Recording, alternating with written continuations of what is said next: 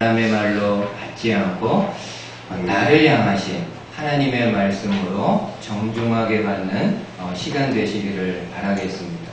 그리고 전하는 저도요, 그냥 제가 전한 이야기 전하는 것이 아니라 기도하는 가운데 하나님께서 주셨던 말씀 가장 정성스럽게, 가장 소중하게 전하는 시간 갖도록 최선의 노력을 다하겠습니다.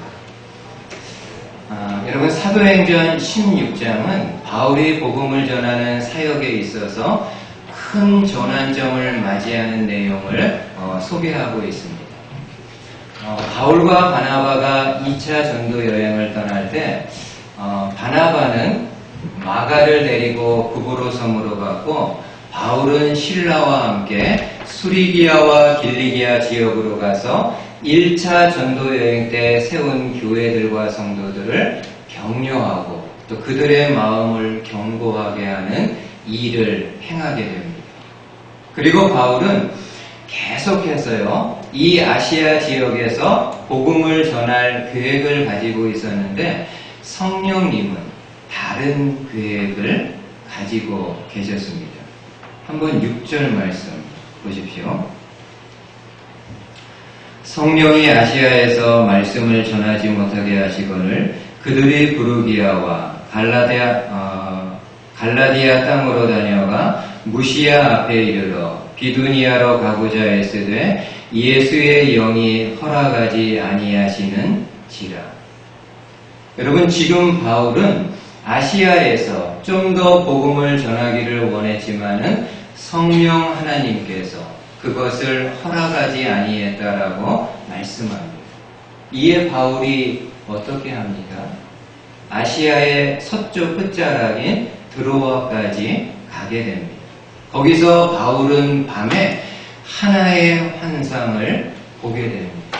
환상의 내용은 한 마게도냐 사람이 서서 바울을 향해 말하기를 우리에게로 건너와서 우리를 도우라는 그런 환상을 보게 됩니다. 여러분, 사도 바울은 그 환상을 보았을 때 지금 우리를 향한 하나님의 뜻은 우리가 마게도냐로 건너가서 그 마게도냐 사람들에게 그리스도의 복음을 전하는 것이라는 확신을 갖게 됩니다. 그래서 주저하지 않고 마게도냐로 가기 위해서 힘쓰게 되었다라고 말씀해 줍니다. 여러분, 사도 바울이 1차 전도 여행할 때 아시아 전역에 걸쳐서 복음을 전했던 거 아닙니다. 아시아의 일부 지역에서만 복음을 전하게 되었는데, 그렇기 때문에 2차 전도 여행을 떠날 때 당연히 나머지 아시아 지역에 복음 전하기를 원했을 겁니다. 특별히 여러분, 그 당시 아시아의 수도는 에베소였습니다. 아마 사도 바울은 수도인 에베소에 그리스도의 복음을 전하기 원했을 겁니다. 왜냐하면은 큰 도시고요, 또 아시아의 수도이기 때문에 그 수도에 그리스도의 복음의 씨앗이 떨어지게 되면은 많은 사람들이 예수님을 믿을 수 있고, 또 그로 인해서 다른 많은 지역에 이 복음이 전파될 수 있는 기회를 얻을 수 있기 때문입니다. 근데 성령님이 어떻게 하셨다고요? 더 이상 아시아에서 복음 전하는 것을 허락지 아니했다라고 말씀합니다. 아마 사도 바울 입장에서는 좀 이해할 수 없는 그런 상황이었을 겁니다. 왜 성령님이 문을 닫으시지?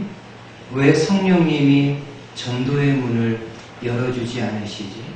이 바울의 마음 가운데 인간적으로 이해가 안 되는 그런 상황이었을 겁니다.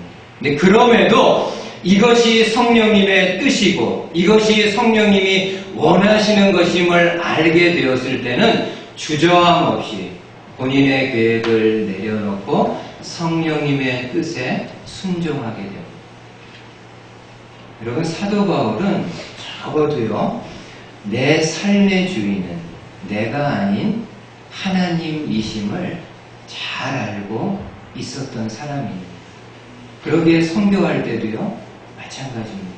성교 내가 하는 것 아니고 성령님이 하시는 것이기 때문에 성령님의 뜻이 있다고 한다면은 본인의 계획을 내려놓고 그 성령님의 뜻에 순종할 수 있는 그런 마음을 가지고 있습니다.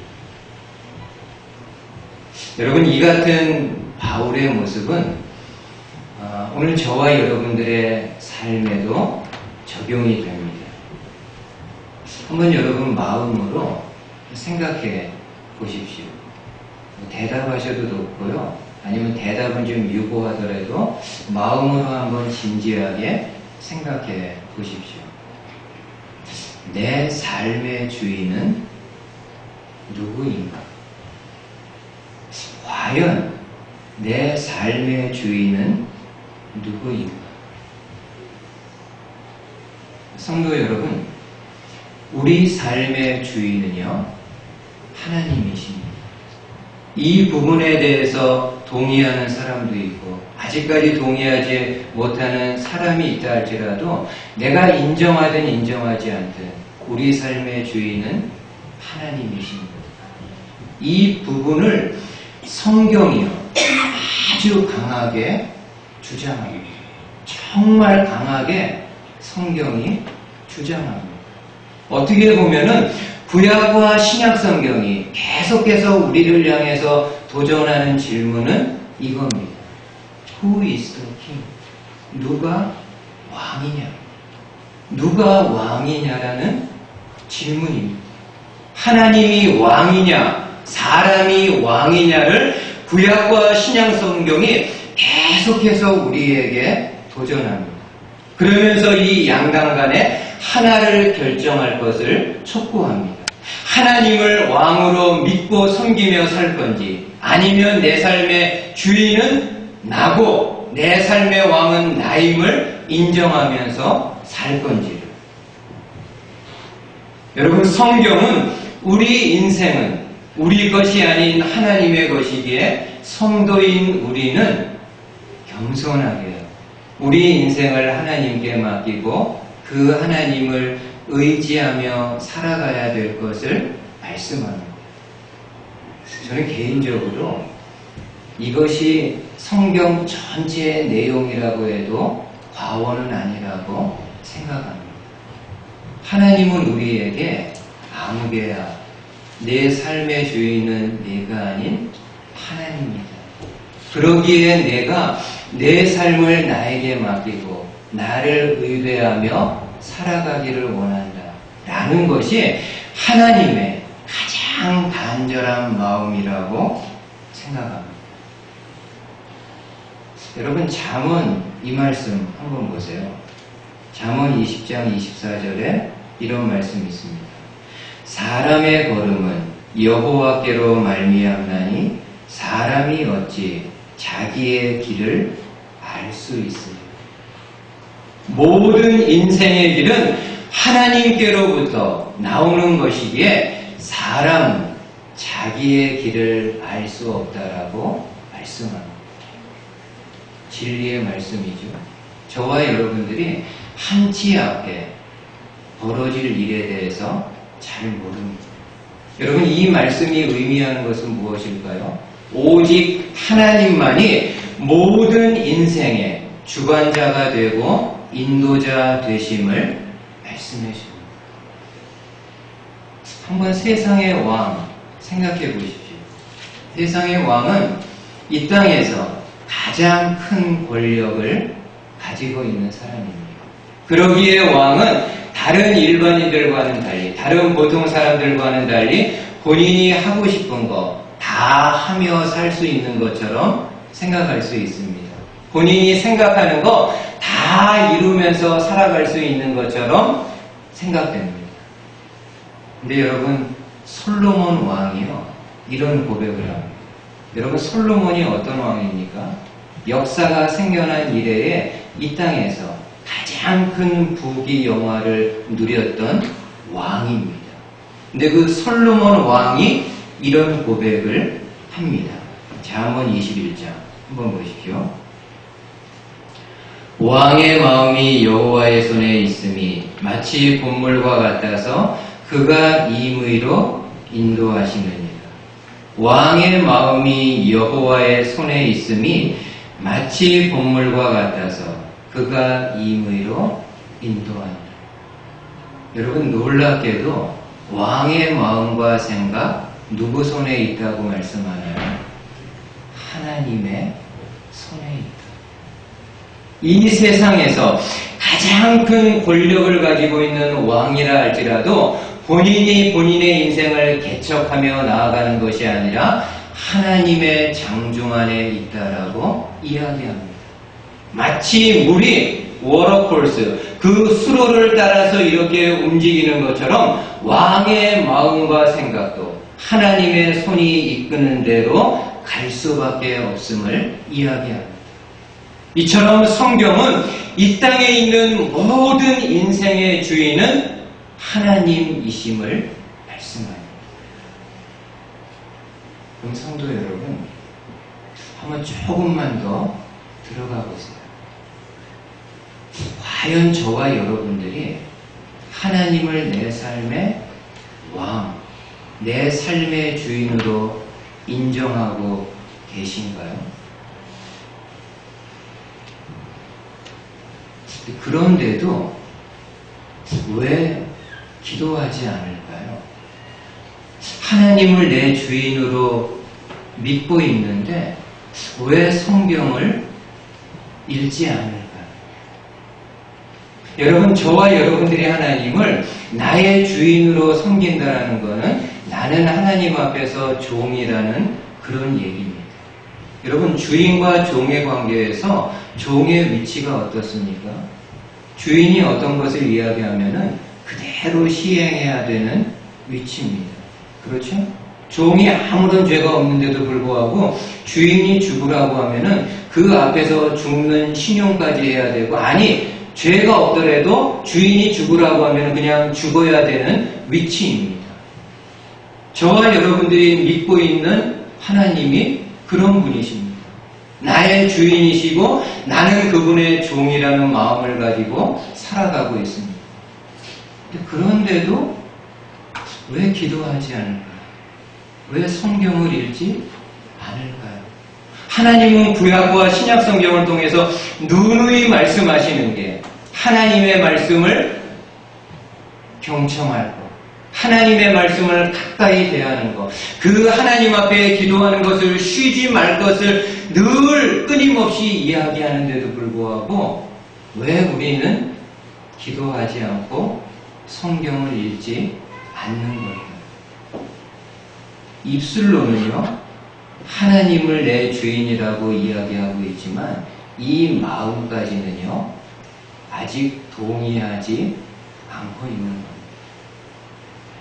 바라기는 저와 여러분들이 좀 짧게 신앙생활 하더라도, 내일 우리 생명이 끝나고 오늘 하루만 좀 생활한다 할지라도 좀 한 날만이라도, 아니 한시만이라도 하나님 앞에서 겉과 속이 다른 것이 아니라 겉과 속이 같은 좀 동일한 마음을 가지고 하나님을 주인 삼아 섬기며 살아갈 수 있는 저와 여러분들이 되시기를 주님의 말씀으로 축복을 드리겠습니다. 아멘. 두 번째로 바울과 일행이요 아시아를 떠나 마게도냐로 건너가면서 비로소 유럽 지역에 그리스도의 복음이 전해지게 됩니다. 여러분, 바울 일행이 도착한 마게도냐의 첫 성은 어디입니까? 오늘 본문 11절 한번 보십시오. 11절. 우리가 드로아에서 배로 떠나 사모드라게로 직행하여 이튿날 네아폴리로 가고 거기서 빌립보에 이르니 이는 마게도냐 지방의 첫 성이요 또 로마의 식민지라 이 성에서 수일을 유하다가. 여러분, 바울과 일행이 도착한 마게도냐의 첫 성은 빌립보 도시라고 말씀합니다. 그리고 이 빌립보는 그 당시에 로마의 식민지였다라고 말씀합니다. 로마의 식민지다 보니까는 특별히 그 당시 빌립보에 로마의 수비대가 주둔하고 있었는데 그래서 인구의 절반이요 로마 군인들입니다. 그리고 나머지 절반 중에 대다수는 마게도냐 사람들이었고 극소수의 유대인들이 빌립보 도시에 있었다라고 유대인 역사가 요세푸스가 기록을 하고 있습니다. 여러분 생각해 보세요. 바울이 새로운 지역에 가서 복음을 전할 때 가장 먼저 어떤 거를 하죠? 회당을 찾습니다. 이 회당을 거점으로 해가지고 그 지역의 그리스도의 복음을 전합니다. 왜냐하면 그 회당에는 유대인과 이방인들이 함께 모여있는 공동체이기 때문입니다. 기본적으로 여러분은 회당은 유대인 성인 남자, 세대주로 이름이 올라있는 유대인 성인 남자 적어도 10명이 있어야만 세울 수 있는 기관입니다. 근데 지금 빌립보에는 이러한 회당이 없었다고 하는 말씀을 볼 때 그 빌립보 도시에 아주 적은 유대인들만 살고 있었다는 것을 알 수 있습니다. 여러분 바울이요 순간 얼마나 당황했을까요? 어디로 가야 되지? 어디서 복음 전해야 되지? 어디에서 복음 사역을 시작해야 되지? 아마 바울 입장에서는요 참 막막한 마음을 가졌을 것입니다. 성령님의 인도하심에 순종해서 여기까지 왔는데 아는 사람도 없고 회당도 없고 도대체 어디에서 이 사람들에게 복음을 전해야 될까? 아마 바울의 마음이요 답답하고 힘들었을 겁니다. 그때 바울이 했던 일이 무엇입니까? 13절 보십시오. 13절에 안식일에 우리가 기도할 곳이 있을까 하여 문밖 강가에 나가 거기에 앉아서 모인 여자들에게 말하는데 여러분 바울과 일행이 찾은 곳은 어디입니까? 우리가 기도할 곳이 있을까 하여 바울과 일행이 찾았던 곳은요 기도할 수 있는 처소입니다. 그렇습니다. 어찌할 바를 모를 때, 무엇을 해야 될지 모를 때, 어디서 어떻게 해야 될지를 전혀 모를 수밖에 없는 상황에 성도인 저와 여러분들이 할 수 있는 것이 있는데 그것은 바로 기도입니다. 아무것도 할 수 없는 것처럼 보여질지라도 어떻게 해야 될지를 모르는 가운데 있다 할지라도 세상 사람들은 그 가운데 다 절망하고 좌절해서 주저앉을 수밖에 없는 상황이라 할지라도 저와 여러분들 마지막 가지고 있는 희망의 히든 카드는 하나님 앞에 나아가 기도하는 겁니다. 여러분 우리가 기도할 때 전혀 없었던 길이 생겨납니다. 전혀 없었던 사람들, 하나님이 예비한 사람 만날 수 있습니다.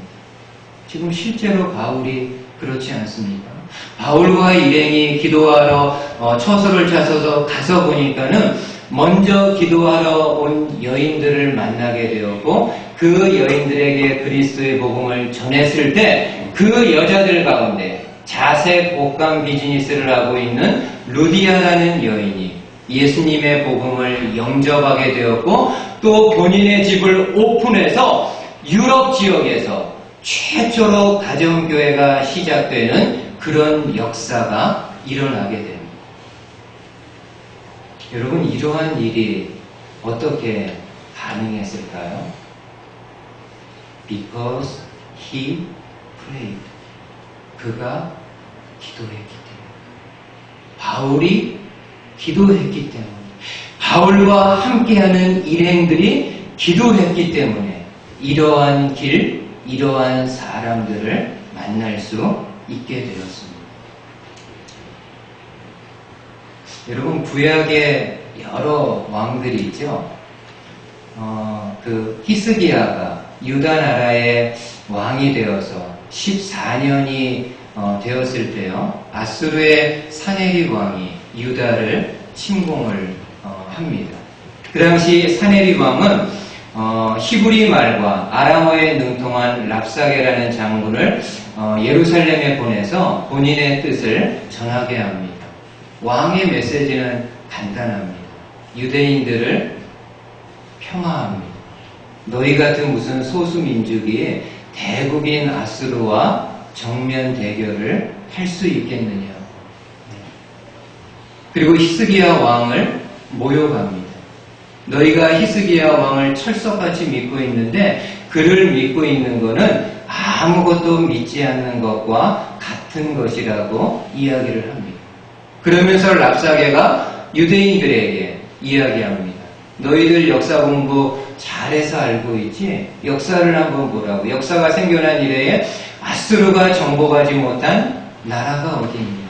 아수르가 마음먹고 공격해서 그 나라와 그 성과 도시들을 정복하지 못했던 것이 어디에 있느냐고 이야기합니다. 그러면서 이 랍사게는 이스라엘의 하나님까지도 이용합니다. 우리가 지금 이렇게 너희를 침공하는 것은 우리가 원해서 하는 것이 아니라 너희들이 믿고 있는 하나님의 뜻이다. 우리가 하나님의 뜻을 받들어서 너희들을 징벌하기 위해 이곳에 왔다라고까지 이야기를 합니다. 히스기야 왕이 이 보고를요 다 받았습니다. 왕의 마음이 어떨까요?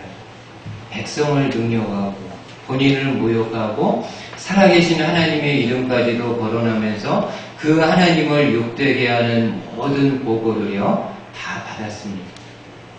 히스기야가 어떻게 했다고 하나요? 그 보고서를 갖고 성전으로 들어갑니다. 여러분, 성전으로 들어갔다는 것은 하나님 앞에 간 거죠. 그리고 영어 성경에 보니까는요, 그 받은 보고를 스프레드 아웃, 쭉 펼쳐 놓았다라고 이야기합니다.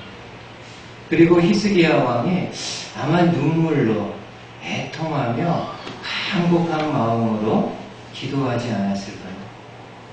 이에 하나님은 이사야 선지자를 통해 당신의 메시지를 히스기야 왕에게 이렇게 전합니다. 마지막으로 한번 보세요. 이사야 37장. 특별히 여러분들이 한글도 보시면서 영어도 동시에 가능할지 모르겠지만 영어도 한번 좀 보시기를 바라겠습니다. 아모스의 아들 이사야가 사람을 보내어 히스기야에게 이르되 이스라엘의 하나님 여호와께서 말씀하시되 내가 아스루의 사네립 왕의 일로 내게 기도하였도다 하시고 여호와께서 그에 대하여 이같이 이르시되 처녀딸 시온이 너를 멸시하며 조소하였고 딸 예루살렘이 너를 향하여 머리를 흔들었느니. 여러분, 저는 이 말씀 보면서 영어 성경, NLT 성경 보면서 두 문장이요 제 눈에 이렇게 확 들어오게 되었습니다. 어떤 문장입니까? Because you prayed. 내가 기도했기 때문에 The Lord has spoken. 하나님이 말씀하셨다. 여러분, 심플하지만요 대단합니다. 내가 기도했기 때문에 하나님이 말씀하셨다. 이 말씀은 반대로 생각하면 만약 히스기야가 이 절체절명의 순간에 하나님께 기도하지 않았다면 하나님의 음성, 하나님의 말씀이 그에게 주어지지 않을 수도 있다라는 말씀을 보여줍니다. 내가 기도했기 때문에 하나님이 말씀하십니다. 저와 여러분들이요 기도해야 될 이유입니다. 우리가 이 땅 살아가면서 여러 가지 힘든 일, 참 가슴 아픈 일, 누구에게도 말하기 힘든 그런 여러 가지 복잡하다는 그런 일들이 있습니다. 성도 여러분, 그 내용들이요, 그 페이퍼들을 하나님 앞에 나오셔서 스프레드 쭉 펼쳐 놓으시고 하나님 앞에 기도하십시오. 그러면은 because you prayed, 내가 기도했기 때문에 the Lord has spoken, 주님이 말씀하신다. 주님의 말씀을 받을 수 있습니다. 우리가 주의 말씀을 받기만 한다고 한다면은 아무리 어려운 고난 중에도, 아무리 어려운 힘든 중에도 그것을 이겨낼 수 있는 힘과 능력을 받을 수 있습니다. 이런 성도님들 되실 수 있고요. 나중에 우리가 어떤 일이 안 되었을 때 내가 그때 기도했어야 되는데 기도하지 못해서 이렇게 됐다. 안타깝게 후회하면서 인생을 살아가는 것이 아니라 크고 작은 어떤 문제가 발생할 때마다 하나님 앞에 나아가 스프레드업 다 펼쳐놓고 조목조목 하나님 앞에 아뢰면서 하나님의 도우심을 구해서 내 모든 인생의 여정들이 기도를 통해서 하나님의 은혜로 점철되었음을 고백할 수 있는 저와 여러분들 되실 수 있기를 주의 말씀으로 축복을 드리겠습니다. 아멘. 아멘. 예, 한번 여러분 잠시 눈을 좀 감아 보십시오.